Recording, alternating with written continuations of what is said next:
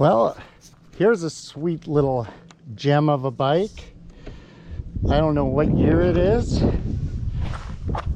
but my friend down the street got it. It looks as though it's sat for a very long time. The tires have leaked their air out of them. The gas smells completely foul. Let's look at what color it is.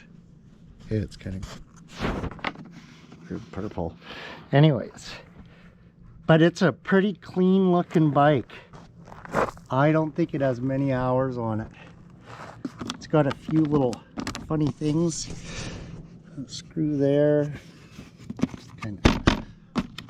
But anyways, it's so plugged up. Look at that's how much fuel drains out of it. With the petcock on reserve full blast. So it's plugged right up. It's got old gas. I'm gonna check its oil. I'm gonna put new gas in it. I'm gonna clean the carburetor. And I'm gonna resurrect this old beast. If you know what year it is, let me know, because I might need a part or two. Look at this monstrosity. Just come out of there. It's completely plugged. So there's our first problem. The fuel is completely disgusting. And inside the tank is all kinds of varnish and dirt.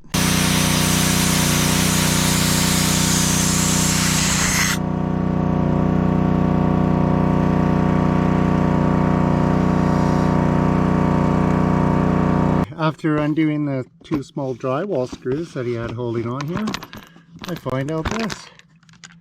It's got a nice clean air filter in it. That's a really good sign. It's a good day today, and it might be a really good day. There's nothing like taking an old bike that's been sitting, I'd imagine this bike sat for 5 years, and firing them up. There's nothing like it. So, I'll let you know what we've done before we try and crank it. Change the fuel, put new fuel in it, blew out the fuel filter, just lightly blew out the carburetor lines, put fresh new gas in there, leaned the bike over on its side till some fresh gas flows out of the overflow tubes. So it's got a fresh charge of gas. I've, with my hand, put it through its stroke a few times. It's got lots of compression. I haven't tried to start it, but this is the moment. I imagine it's 20 years old, this bike. At least 20 years old. I bet you it's a 1997 or a 1996. I don't know. It's got very few little aftermarket goodies on it. I don't know if that's a stock deal, but I like that. It's got the Renthal sprocket, so it's went through one set of sprockets probably. It's got some fastway pegs. They're good today even. Those Xebris hand guards, so probably the matching plastic set, I'd imagine. Not sure.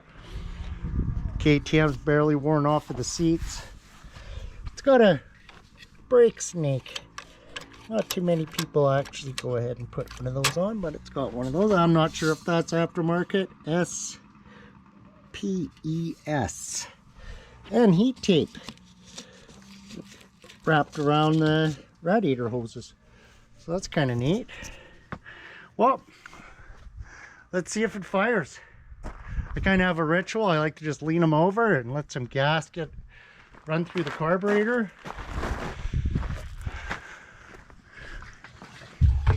I am looking forward to trying this bike because I've got the same bike, the 300 version, but it's a lot newer. So it'll be interesting to see how much 20 years has made up on these bikes. I'm thinking this thing's going to be a little rocket ship. I am excited. Set you down there. You're right about there. Okay, first kicks. Here we go. Fuel's on. Radiator's full. Air filter's clean. Gas is flowing.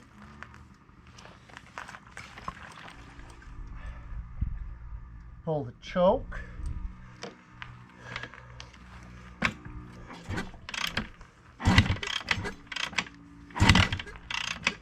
Ooh.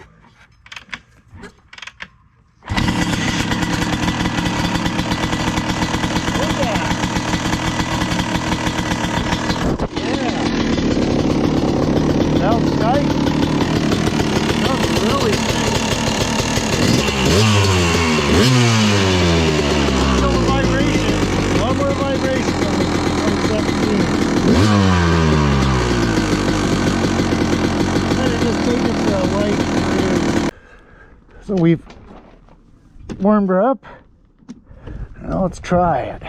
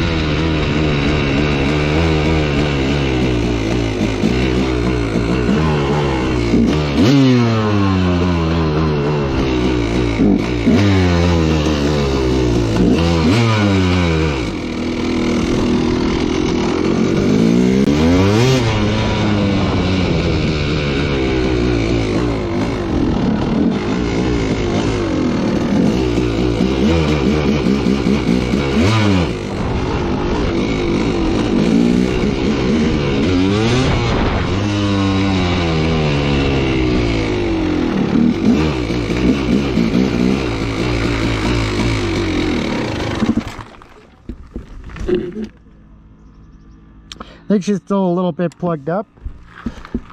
Runs pretty good.